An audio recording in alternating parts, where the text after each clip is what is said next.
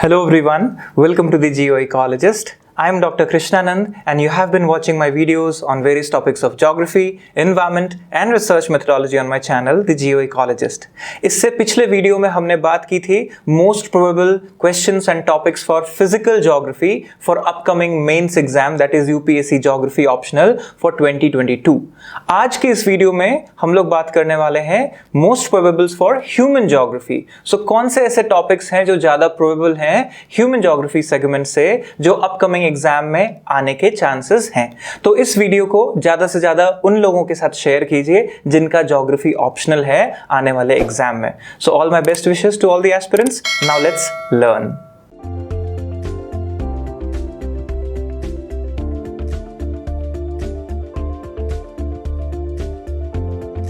So now let's look into the most probables for the mains 2022 और इसमें हम लोग बात करेंगे पेपर 1 दैट इज उसका पार्ट बी ह्यूमन ज्योग्राफी की। तो ह्यूमन ज्योग्राफी में सबसे पहले सेक्शन हम देखेंगे पर्सपेक्टिव्स इन ह्यूमन ज्योग्राफी और उसके कुछ टॉपिक्स जो कि ज्यादा प्रोबेबिलिटी रखते हैं अपकमिंग एग्जामिनेशन के लिए।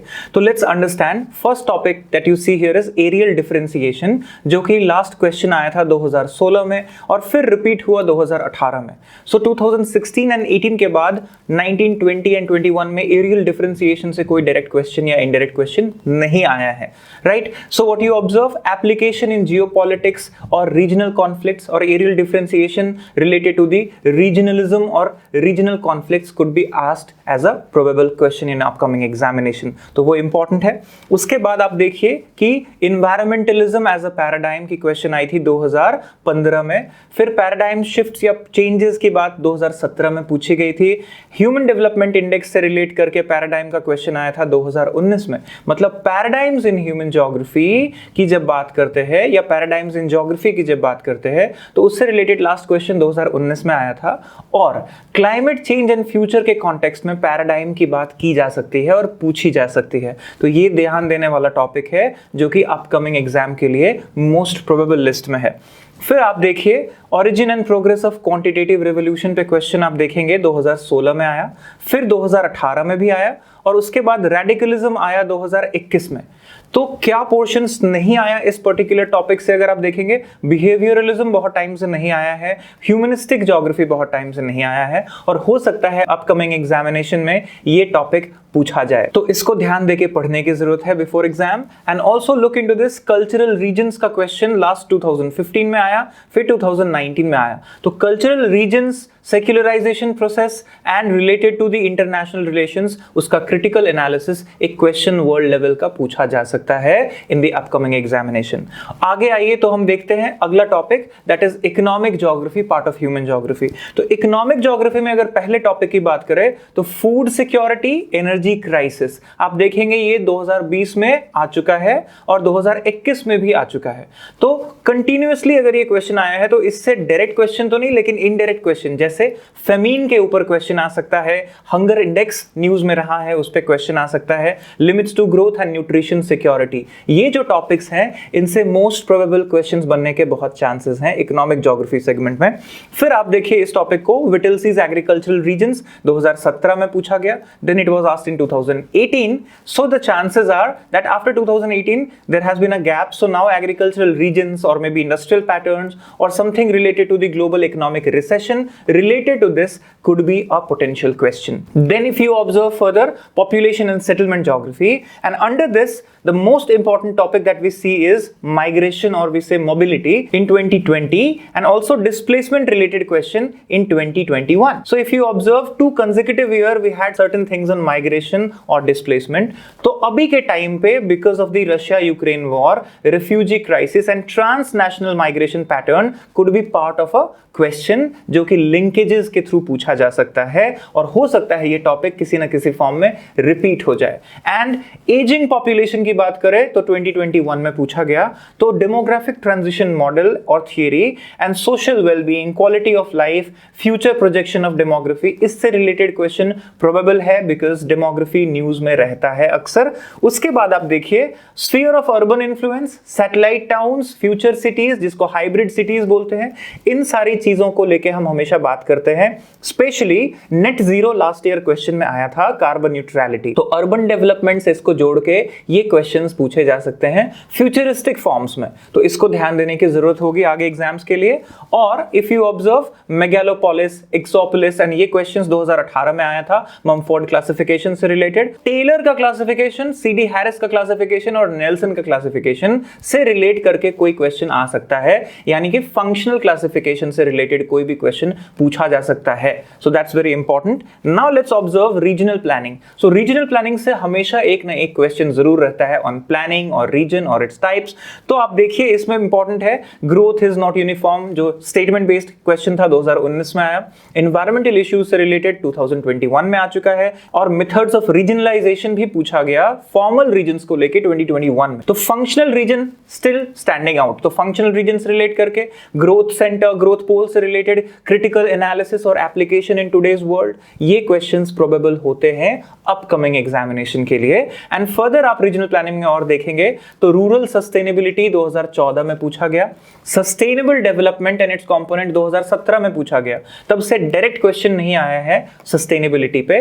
तो डायरेक्ट क्वेश्चन अगर आए तो अर्बन सस्टेनेबिलिटी और फ्यूचर सिटीज और फ्यूचर अर्बनाइजेशन, इससे रिलेटेड सस्टेनेबल डेवलपमेंट गोल को जोड़ के क्वेश्चन पूछा जा सकता है, specially in context to the urban pollution and impacts. तो इन्वायरमेंट एंड रीजनल प्लानिंग को जोड़ के क्वेश्चन हमेशा बनने के चांसेस बहुत ज्यादा होते हैं। Then if you observe here, elaborate compare region, this 2016 question, then you have 2019 question on planning region। तो हो सकता है कोई प्लानिंग रीजन या ad hoc planning, environmental planning, watershed planning के ऊपर कोई क्वेश्चन आ जाए, तो ये मोस्ट प्रोबेबल लिस्ट में आता है। फर्दर आप अगर देखिए models and theories in human geography, जिसमें कि बहुत सारी थियरीज हैं, तो ये ऑल्टरनेटिवली आती रहती है हर साल।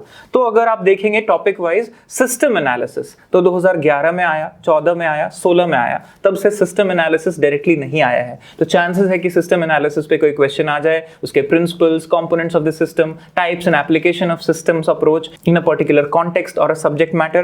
Then further if you observe Malthusian and Marxian population theories, तो ये 2015, 18, 20 में आया है ऑल्टरनेटिवली। तो डेमोग्राफिक ट्रांजिशन मॉडल या ग्रेविटी मॉडल, जो कि लास्ट 2016 से पहले ही आया था, वो आने के चांसेस ज्यादा हैं। They are more probable than Malthus और Marxian theories. Now if you observe central place theory, तो 2012, 17 एंड लास्ट ईयर 2021 में ही आया था। तो इसके रिपीट होने के चांसेस कम है।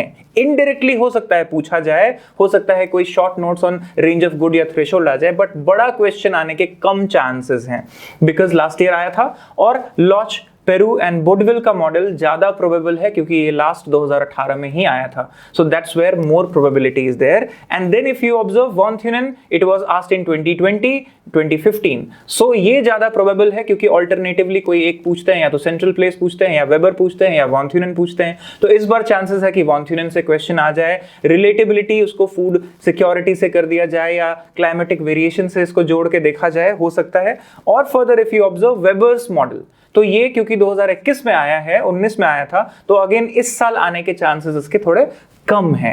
Then further if you observe Rostow model के इस बार आने के चांसेस ज्यादा हैं, बिकॉज लास्ट ईयर 2018 में ही आया था।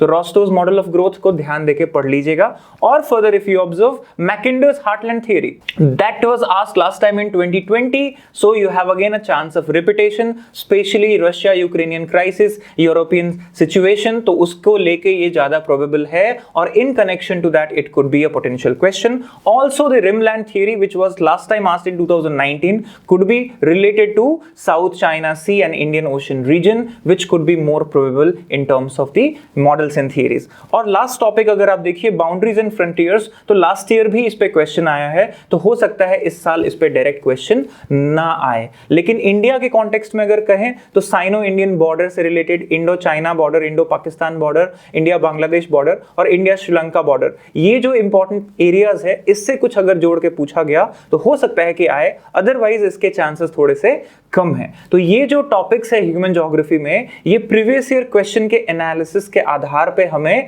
लगता है कि कौन सा ज्यादा प्रोबेबल है आने का और कौन सा कम प्रोबेबल है आने का। इसका मतलब ये नहीं कि आप सिर्फ वो पढ़ें जो ज्यादा प्रोबेबल है, you should read everything, but more focus on the most probable for the examination. That is what we want to say here, right. तो अगर आपको इसका पीडीएफ डाउनलोड करना है, जो मैंने अभी आपको स्क्रीन पे दिखाया, तो आप हमारे टेलीग्राम चैनल को ज्वाइन कर सकते हैं। The name is the Jio ecologist. इसको आप फाइंड कर सकते हैं, मैं इसको लिंक को डिस्क्रिप्शन में भी दे दूंगा और कमेंट सेक्शन में भी आपको मिल जाएगा। आप उस पर जाके चैनल को फॉलो करके और यहाँ से आप ये पीडीएफ जो है मोस्ट प्रोबेबल्स का डाउनलोड कर सकते हैं। So all my best wishes to all the aspirants. इस वीडियो को ज्यादा से ज्यादा लोगों को शेयर करिए सो दैट बहुत सारे लोगों को इसका बेनिफिट हो।